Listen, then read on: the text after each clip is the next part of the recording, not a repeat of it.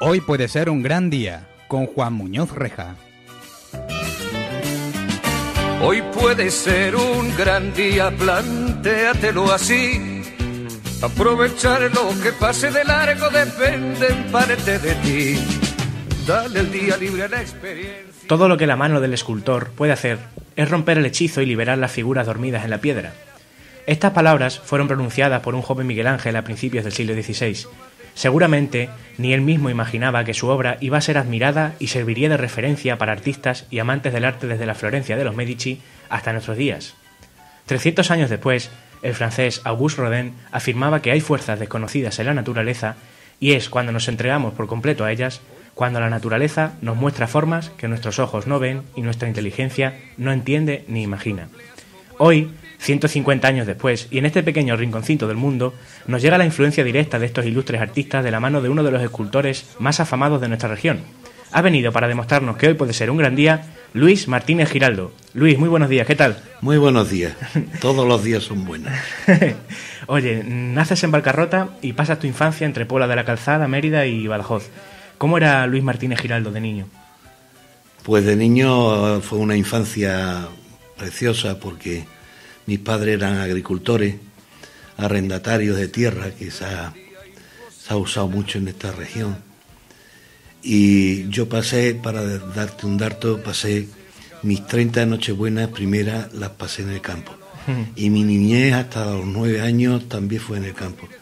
Y fue maravilloso porque me crié entre la naturaleza de Extremadura, que es algo fantástico.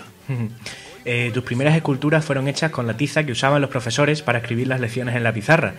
Háblame de tus inicios en esta disciplina artística, ¿no? De la escultura y el dibujo y demás. Bueno, como te decía, a los 9 años sí, me llevaron a Puebla de la Calzada interno, lo que significa la libertad absoluta que yo había tenido en mi niñez, pues perderla de un día para otro. En aquellos colegios de internado de aquellos tiempos, pues te puedes imaginar lo que era, lejos de tu familia, lejos de todo lo que habías conocido. Aquello fue un palo muy duro. Y bueno, pues ahí empiezo en el colegio y la verdad es que el ser humano tiene una necesidad de libertad que allí no se tenía. La escultura o las artes sin libertad no es nada. Yo que estoy dando clases ya hace bastante tiempo, veo los miedos que se tienen al principio, cuando se comienza, en todos los comienzos para hacer tu obra de arte, siempre lleva unos miedos y hasta que no desecha los miedos no empieza realmente a funcionar la gente. Hasta que no desechas el miedo, no tienes la libertad necesaria para creer. Entonces, todo el ser humano tiene la necesidad de eso, de libertad, de evadirse y de expresarse de alguna manera. Yo creo que la escultura, como todas las artes, no es ni más ni menos que un medio de expresión, un diálogo que se tiene con la materia y que hay que expresarlo de alguna manera. Y si tú tienes algo que decir, pues lo expresas o con la voz, con la música, con la poesía, con la danza, con todo, con la escultura, con la pintura. Es una necesidad que tenemos el ser humano. Probablemente yo en aquella ocasión o en el colegio tenía la necesidad de libertad o la necesidad de crear algo o de hacer algo. Y es ahí cuando surge estas esculturas, ¿no? Surge, yo ya, mira, en el campo siempre había pastores, siempre había gente que hacían cosas con madera, con su navaja y sus tablas y sus cosas. Y siempre hay unos referentes que te llaman la atención, ¿no?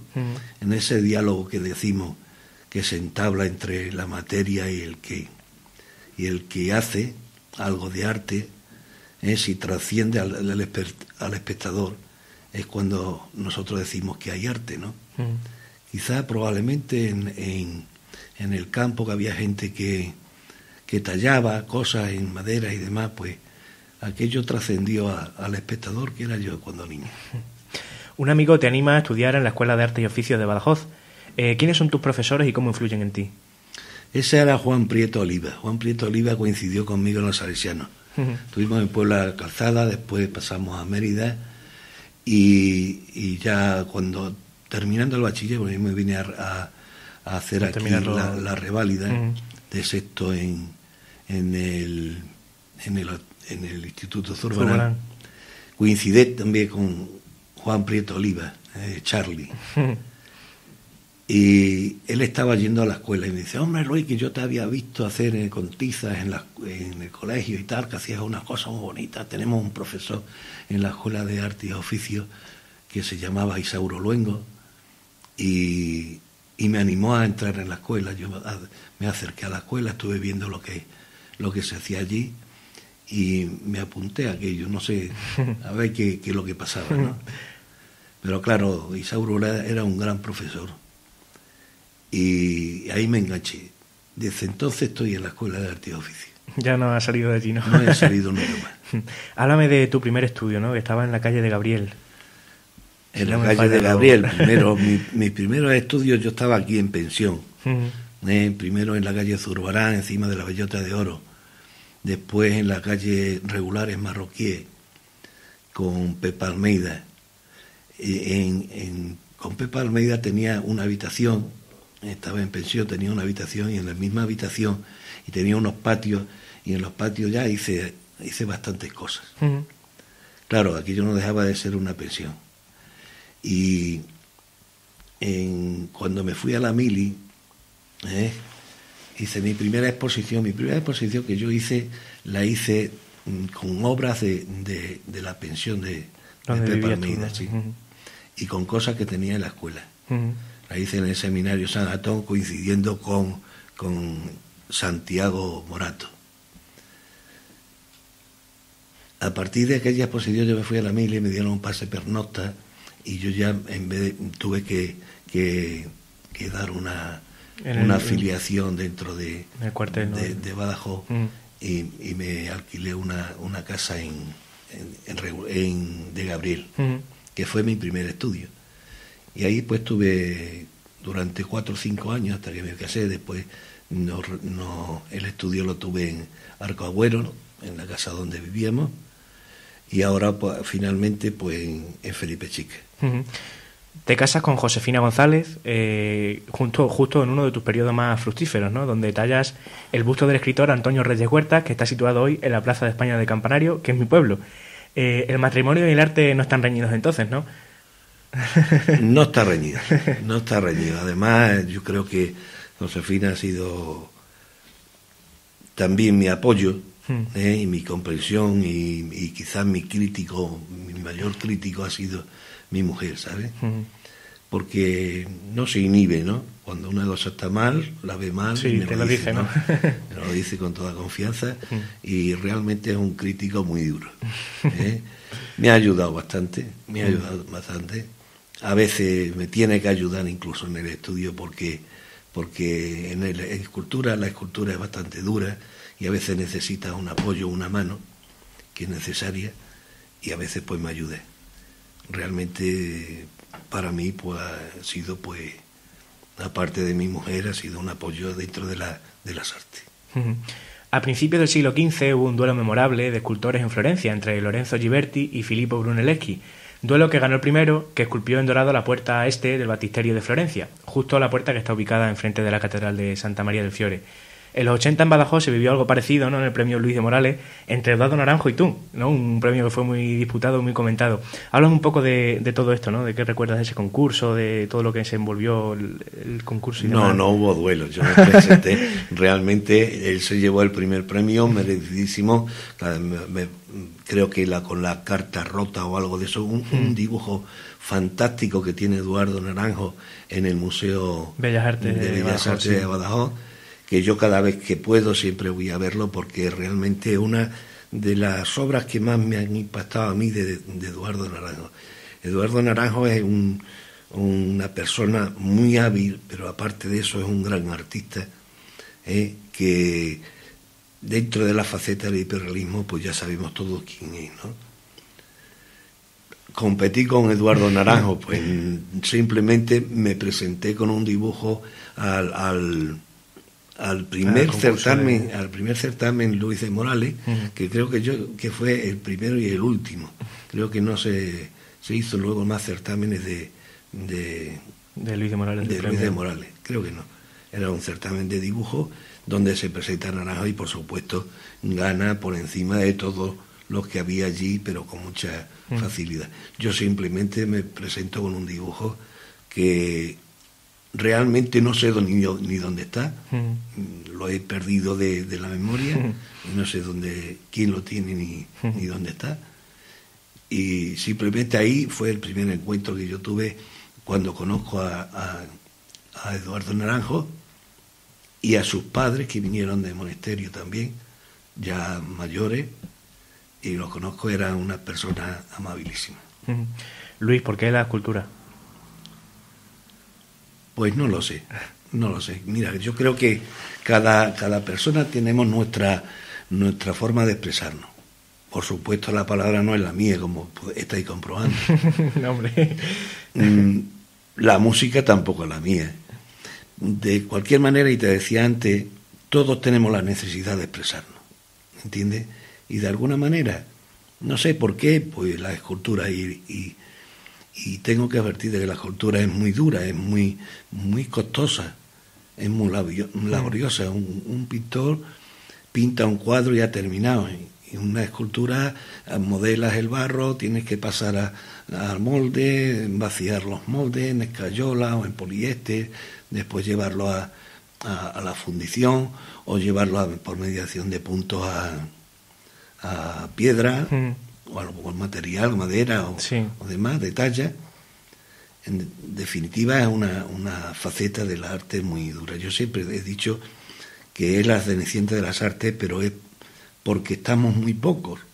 Entonces los pocos que estamos hacemos poca fuerza, ¿no? Para una escultora hay 10 pintores o 20 pintores, ¿no? Y entonces ya te digo, no sé por qué la escultura, pero me llena. Quizás necesito ver el volumen, ver el espacio. Yo siempre digo que la pintura es una ficción, es una mentira. La pintura no es un engaño. Sin embargo, la escultura es una realidad. Posiblemente esta sea la disciplina artística junto a la arquitectura más accesible a todos los ciudadanos, ¿no? Porque independientemente de su nivel social, de su cultura y demás, ¿no? Porque está en la calle, ¿no? La escultura, la arquitectura la vemos a diario, ¿no? Es una disciplina universal, se podría decir. La escultura creo que ha sido de las primeras facetas de las artes, ¿no? En principio, pues la gente pues hace sus herramientas, sus hachas, sus cosas. Ya estamos hablando de hacer una herramienta o una pieza en 3 dimensiones. En principio la escultura nace con la humanidad también. Ya te digo, poca gente en la escultura. ¿Por qué poca gente en la escultura? Por la dificultad que tiene. La dificultad y el precio también, el valor de los materiales. No hay nada definitivo hasta que no lleve a una materia noble. Pues no puedes quedarlo en barro, no puedes quedarlo en escayola, tienes que ir al bronce. El bronce es carísimo, la piedra es muy cara, muy laboriosa por el trabajo que conlleva. En definitiva, la escultura es muy dura y muy costosa, por eso estamos los que estamos, muy poca gente, que hay que echarle ganas. ¿Crees que el sistema educativo ha tratado bien a la escultura y al resto de las bellas artes? Sí, yo creo que en Badajoz hemos tenido muchísima suerte, ¿eh?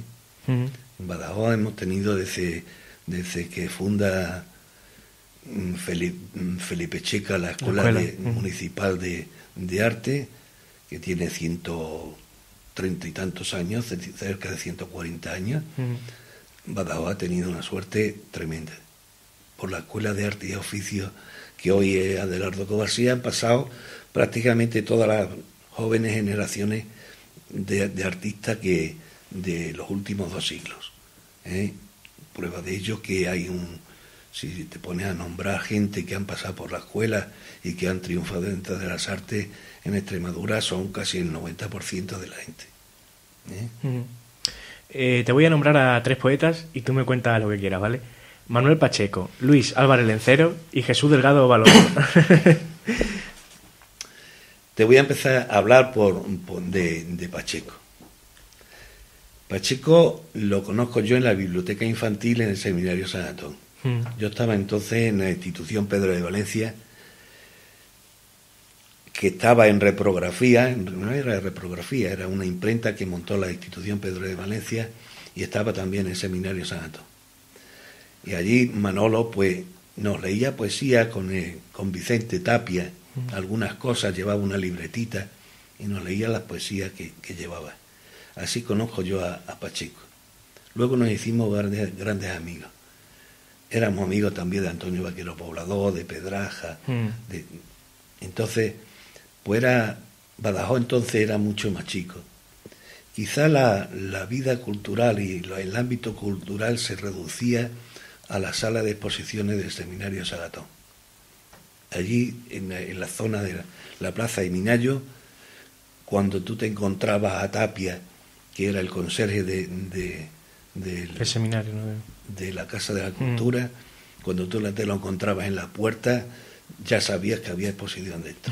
Todo el mundo pasaba por la exposición esa, todo Badajoz. Entonces Badajoz era Badajoz, simplemente tenía la barriada de San Roque, la estación, pero todavía no estaba fraguado ni ideado lo que fue Valdepasilla y los demás.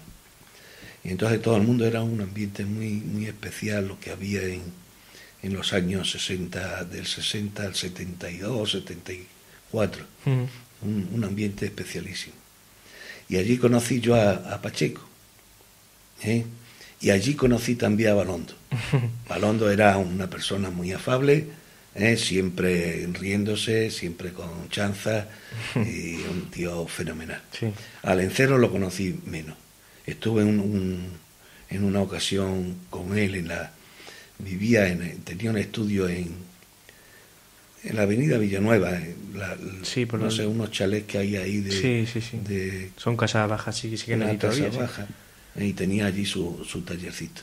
Luego desapareció de Badajoz, se fue de Badajoz y ya tuve menos contacto con él. Pero con Pacheco y Balondo tuvimos bastante amistad. Además, estos 3 personajes, estos 3 poetas, son los protagonistas de una de tus obras más reconocidas, ¿no? La escultura de los 3 poetas, ¿no? El homenaje a los poetas contemporáneos extremeños que están en el Puente de la Autonomía, ¿no? Justo aquí abajo. Sí, son las más conocidas porque son las más grandes también. No, las obras no son por grandes, son mejores o peores, ¿no? Yo considero que tengo obras bastante mejores que los esa poetas. Que estás puesta, ¿no? En los poetas. Sí, es verdad que los poetas tuvo una gran dificultad, grandes dificultades. Y grande dificultad es porque tenía que representar a los poetas. Tenía que ser Balondo, Pacheco y Lencero. Sí. Representar 3 cabezas unidas de alguna manera sin que tengan una espalda, pues muy difícil. Habría que colocarlas de distintas maneras. La composición era difícil de hacer un conjunto con 3 cabezas y colocarlas en un sitio de una gran amplitud. El sitio o el espacio que conlleva donde se va a poner un monumento, pues es importantísimo para el monumento. Entonces, si tú tienes un gran espacio y pones una figura muy pequeña, pues queda ridículo. Entonces hay que armonizar los espacios con el monumento que vayas a hacer. Entonces, por eso hubo que hacer esa estatua tan grande. Le llaman los cabezones, como sabemos todo el mundo. Sí. Mal llamados, ¿no? Pues mal llamado. Por los ciudadanos. Creo que es mal llamado porque hay una contradicción. Las cabezas son excesivamente desproporcionadas, pero en chico, con respecto a los libros. ¿Entiendes? Y con respecto a la altura. Entonces las cabezas en proporción al monumento son pequeñas. ¿Entiendes? Sí. No son grandes. Le llaman los cabezones, yo por mí perfecto, el pueblo manda. Pero son los poetas, el pueblo manda, hay que llamar a los poetas. El monumento a los 3 poetas. Sí. Cuéntame un poco todo el proceso, ¿no? De cuánto tiempo te lleva esculpir pues, esta obra, ¿no? ¿Dónde esculpes esta obra? ¿Dónde trabajas en ella, no? Cuéntame un poco todo cuánto tiempo tardas, ¿no? Incluso en hacer esta escultura, ¿no? Y todo el proceso de instalación de la obra y demás. En principio, pues se hizo una maqueta que, porque claro, cuando tú haces un gran monumento de eso, un monumento de tan grandes dimensiones, tienes que hacer una maqueta y después realizarla a través de puntos. Sí. Nosotros llamamos de puntos una especie de artilugio que como un pantógrafo, pero de 3 dimensiones, donde tú con sus ejes de coordenadas y demás vas situando en el espacio unos puntos, y entonces con esos puntos haces una armadura. Cuando tú tienes la armadura hecha prácticamente, y en mi página web se puede ver, porque yo no tengo secretos para nadie, se puede ver cómo se hace la armadura por puntos. Sí. Y una vez que tienes hecha la armadura por puntos, te pones a hacer el barro. Aquello se tuvo que hacer por separado porque en el estudio no cabe. Yo tengo un estudio que tiene 3,5 metros de altura y cada cabeza tiene 3 metros. Entonces las cabezas aquellas no se podían hacer 3 cabezas al mismo tiempo, tuvimos que hacer las tres cabezas por separado y después acoplarlas en la fundición. Una vez hecha la armadura, pues se coloca ya el barro, después se hizo. El barro tiene que estar totalmente terminado, la arcilla, el modelado, totalmente terminado para que. Sí, que no se. Como vaya a quedar, ¿no? exactamente, Sí. como vaya a quedar, y a partir de entonces se le hacen moldes, y esos moldes se llevan a la fundición. Te digo que es muy costoso. Tú tienes una obra hecha en una maqueta, que la maqueta puede tener 1 metro, que es lo que se puede hacer, 1 metro, 2 metros, directamente para no equivocarte y para dominar tú con la vista todo el conjunto de la obra. Tienes la obra hecha y ahora quieres hacer el monumento en sí y necesitas pues una serie de cosas tremendas. Decíamos que yo había estado en pensiones. Volviendo a sí, había estado en pensiones, tuve un estudio en la pensión, después otro en la calle de Gabriel, otro siempre estuve buscando un sitio donde poder realizar una escultura. De ese tamaño todavía no lo tengo. No las he encontrado. El tamaño de los poetas todavía no lo tengo. Pero vamos, se puede hacer. Esas son las dificultades. Cualquiera pinta un cuadro en su salón, pero tú en el salón no puedes modelar una escultura tan grande, ¿no? Luis, se podría decir que ha firmado un pacto con la eternidad, ¿no? Porque las futuras generaciones, cuando vean ese homenaje a los 3 poetas extremeños, van a decir, esto es Luis Martínez Giraldo, ¿no? O sea, ha firmado tu pacto con la eternidad, ¿no? Yo creo que todo el mundo quedamos nuestra huella. Quizá esa es más perdurable, ¿entiendes? Pero sé que es importante y a mí me enorgullece el poder decir, pues ahí queda lo que he hecho, ¿no? Y lo he hecho con todo. Yo creo que todos tenemos la responsabilidad, en la medida de nuestras posibilidades, de hacer más bello el mundo que nos rodea. Todo el mundo. Cada uno en su faceta. Y es importante que todos quedemos algo en nuestra vida. Que quede algo hecho, hacer más bello todo lo que nos rodea, portarse bien, que te recuerden por cualquier faceta tuya, ser tú mismo. Es que me he emocionado con la reflexión, Luis. Muy bonita esa reflexión. Otra de tus célebres obras que los pacenses vemos a diario es la estatua de Manuel Godoy en la plaza de San Antón. ¿Qué siente Luis Martínez Giraldo cuando pasa por estos lugares, ¿no? y ve sus obras? Pues a veces mucho arrepentimiento, no creas. ¿Sabes? Y eso, cuéntame. A veces mucho arrepentimiento. La obra en sí es su realización. Cuando ya realizas una obra y la pierdes de vista y vuelves a verla, ves cosas que después no la harías. O sea, yo el monumento a los poetas hoy lo haría distinto. El monumento a Manuel Godoy, ¿no? A Manuel Godoy, pues lo haría distinto. Haría otro monumento. Nunca estás... Sí, hay que asumir y estar conforme con lo que se ha hecho. Y yo estoy conforme con las dos piezas esas, con los dos monumentos. Hablábamos de Reyes Huerta en Campanario. Sí. También hay una de Meléndez Valdés en Ribera del Freno, de ¿no? Meléndez Valdés en Ribera del Freno. En Barcarota tengo una de Contador, Soto, ¿no? También de ciclista, ¿no? Y los ciclistas, sí. Y demás. En fin, todo tiene su momento y ya asume uno como son y demás. Pero cuando uno pasa muchas veces y pasas un día y otro por los poetas y te fijas en cosas y dices, pues no, pues eso ahí fallé. Eso ahí fallé. Sí. Son como son. Claro. Tiene su dignidad y se hizo en ese momento, y en ese momento pues yo quedé satisfecho y se hizo, y la gente juzga, ¿no? Pero luego con el tiempo siempre va pensando se podía haber hecho de una manera o de otra. O sea que a veces no es tan gratificante ver tu propia obra. Sí. Háblame de esas series temáticas, ¿no? Que versan sobre el cabaret, el carnaval o la pasarela de modelos. Mira, la escultura es costosa y siempre no hay encargo y siempre tienes que estar haciendo cosas. La necesidad es una necesidad que tenemos de estar haciendo siempre escultura. Es gratificante, no te puedes imaginar cómo disfrutas haciendo escultura. Entonces, es cierto que yo ya las ilusiones de éxito las perdí hace ya muchísimo tiempo. Cada uno es como es, uno alcanza eso cuando eres joven.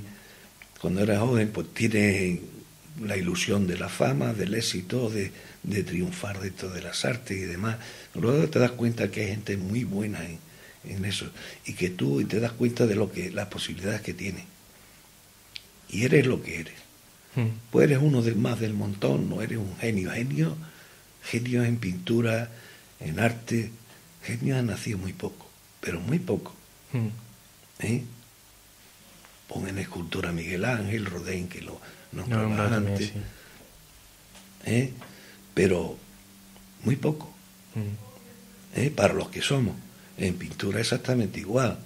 Leonardo, esos son los genios, ¿no? Pero otra gente, los demás somos todos del montón. Entonces las ilusiones de éxito las va perdiendo. A veces por los palos que te da la vida, las posibilidades que tiene, el ambiente que tiene, lo que te rodea. Entonces, ya te digo, no sé qué me habías preguntado. sobre tus series temáticas, ¿no? De escultura. Las series temáticas, efectivamente. Sí. Bueno, cuando tenemos la necesidad de crear, ¿no? De crear. Yo siempre en casa estoy ahí inventando cosas. Mi madre siempre me dice, tú cuando no tienes trabajo te lo buscas. Y es verdad. Claro. Es verdad, me lo busco. Y no es un trabajo, es una satisfacción. La serie temática, pues bueno, te pones a hacer una serie y bueno, son cosas que realizas para un día exponerla. Por lo mejor la expones, ¿no? Pero si no la expones no pasa nada. Si nadie te la compra no pasa nada. Tú tienes tu propia satisfacción sin mayor pago que tiene un artista, es poder hacer su arte, ¿no? Bueno, su obra, ¿no? Poder crearlo, claro. ¿Tú te imaginas un aficionado a los toros que además es crítico taurino? Sería ya el sumo, ¿no? Pues claro, el crítico taurino va a los toros, va de balde, se divierte como nadie en los toros porque entiende además de toros, claro. Disfrute de los toros y además da su opinión, ¿no? Y habla de ellos, sí. Punto. Claro. Es una delicia. Una delicia. Pues a mí me pasa lo mismo. Pero si yo hago esculturas y además las vendo y me las pagan, pues fíjate. Estupendo, ¿no? Claro. Corrígeme si me equivoco, Luis. En el año 2000 ingresas en la Escuela de Arte y Oficio de Badajoz como profesor y director de la misma escuela. Para quien no la conozca, háblame de las actividades que tienen lugar en esta escuela y demás, ¿no? En el 2004. O sea, que me equivocaba. En el 2004, sí. Llegas después a la escuela de morir Antonio Vaquero Poblador, me ofrecieron la dirección de la escuela y ahí estamos. ahí estamos. La verdad es que la escuela estaba un poco abandonada de mucho tiempo, ¿no? Mucho tiempo, Antonio enfermo y ya la escuela necesitaba, estábamos esperando que nos dieran o que se arreglara el San Pedro de Alcántara, la escuela de San Pedro de Alcántara, para mudarnos a San Pedro de Alcántara desde el Palacio de Godoy. Aquello no se llevó a efecto, no había posibilidad económica de mudarse, ¿no? de poder hacerlo, y entonces la escuela estábamos ahí en un impasse de espera a ver si se podría. Entonces yo, cuando entré, las posibilidades de San Pedro de Alcántara no eran ninguna, y entonces hubo que hacer una reforma. Se hizo una reforma de la escuela en condiciones, tuvimos que meter albañiles, mudar todo, tirar tabique, hacer de 2 clases una, hacer sanitario. Sí, nuevos, ¿no? Y demás. Nuevos, se remodeló el Palacio de Godoy, y hoy por hoy, pues más o menos, se pudo poner en condiciones. El gran problema de la escuela siempre ha sido los espacios. El espacio que hemos tenido allí nunca ha sido bueno. No reúnen los edificios históricos, no reúnen condiciones para albergar este tipo albergar talleres en condiciones y clases en condiciones, y ese es el caballo de batalla de lo que ha sido la Escuela de Arte y Oficio en los últimos tiempos. Ya Covarsí hizo la escuela, lo que hoy es el Instituto Castelar, hizo una escuela para Escuela de Arte y Oficio. Sí. El Instituto Castelar estuvo hecho por Covarsí, diseñado para Escuela de Arte y Oficio. Sin embargo, llegó formación profesional, se lo dieron a la formación profesional y a nosotros lo mandaron a la cárcel. Y ahí estamos, en la cárcel vieja, sí. Que hoy es el Palacio de Godoy. Sí. Todavía quedan algunos testimonios de que aquello fue cárcel. Pero bueno, los edificios tampoco hacen a la escuela, ni a las entidades. Las entidades las hacen las personas. Y la calidad humana que hay en la Escuela de Arte y Oficio es incomparable con ningún sitio. Hay una calidad humana fantástica. Y eso es lo que hace la escuela. El ambiente y eso. La calidad humana que hay ahí dentro. Sí, además es un lugar así un poco antiguo, ¿no? Tiene mucha magia, ¿no? Se respira el olor a guarrás de la pintura, ¿no? Un poco se respira arte, ¿no? En la escuela. El olor de la escuela es especial. El olor de la escuela es especial, y todo el mundo lo dice cuando llegamos de vacaciones, que llevamos unos pocos meses sin ir, y cuando llega a la escuela todo el mundo entra por el hall de entrada y dice el olor de la escuela. Sí. Ya tenía ganas yo de oler a la escuela.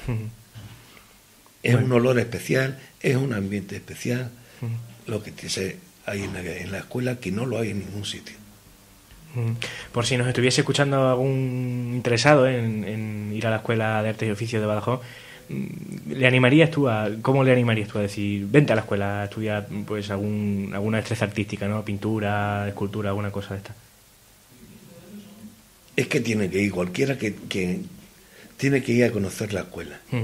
Hasta que no se conozca la escuela, no van a ver el ambiente artístico que hay. Porque en cualquier otro sitio se está respirando, tú te puedes hacer un taller, pero no vas a tener el ambiente que hay en la escuela.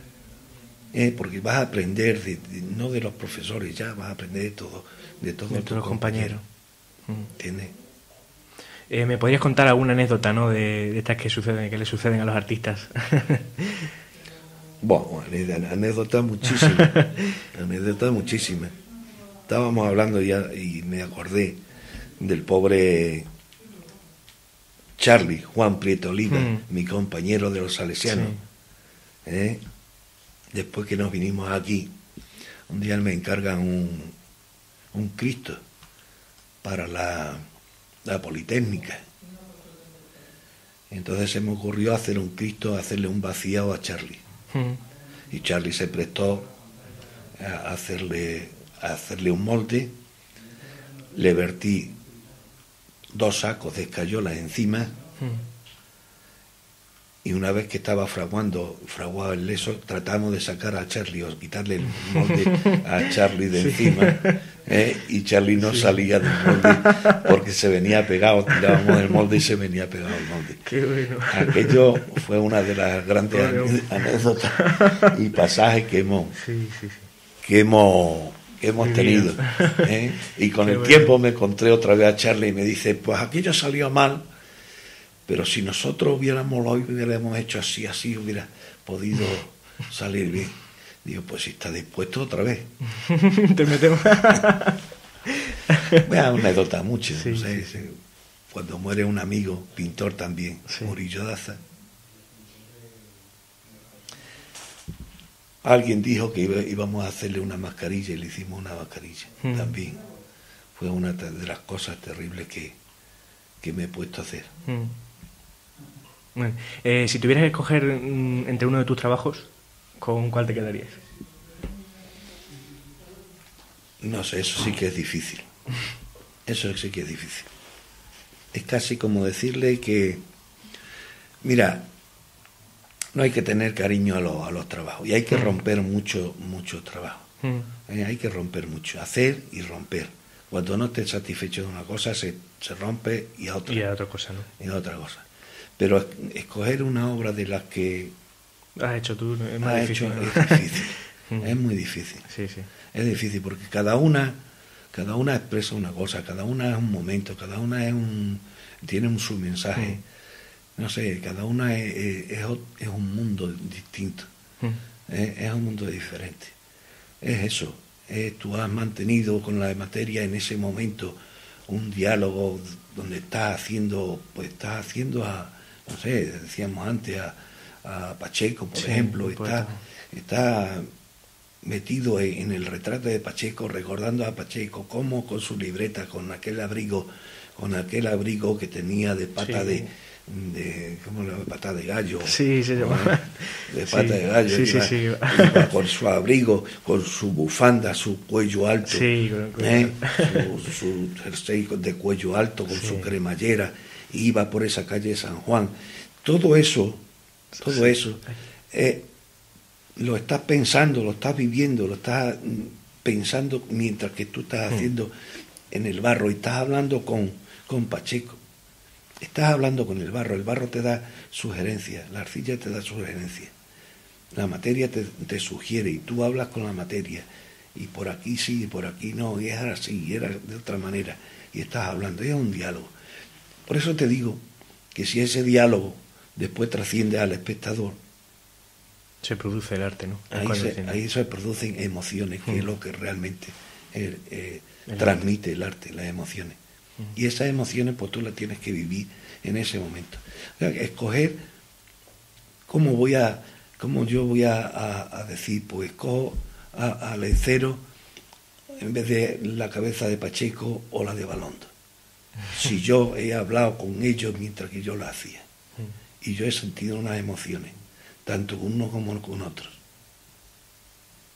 No sé, quizás alguien que me esté escuchando dirá, este tío está volado, ¿no? Porque realmente dice que todos los artistas estamos medio volados, los que hacemos arte o tratamos de hacer arte. Pero la cosa es así. Muy bien. La obra es el momento. Queridos amigos, encaramos la recta final.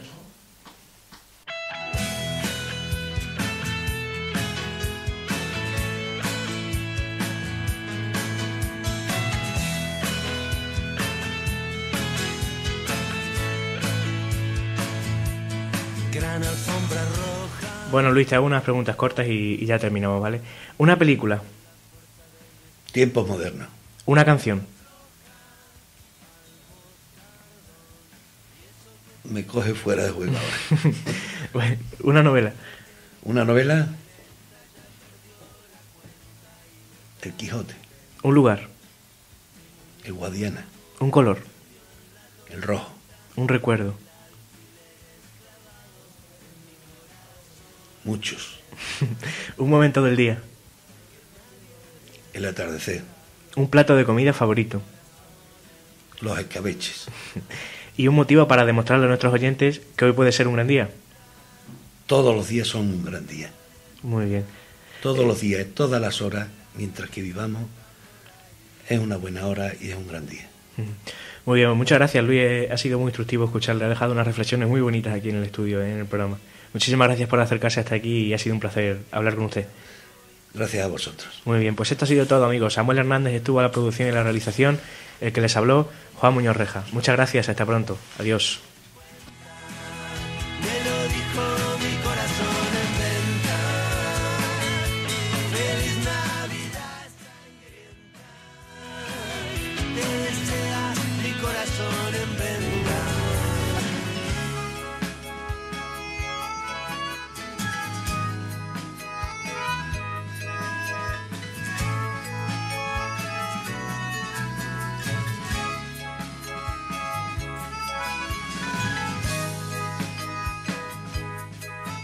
Hoy puede ser un gran día, con Juan Muñoz Reja.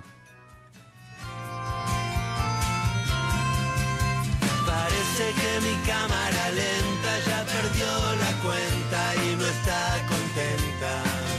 Mi muñeco vudú se perdió en la tormenta.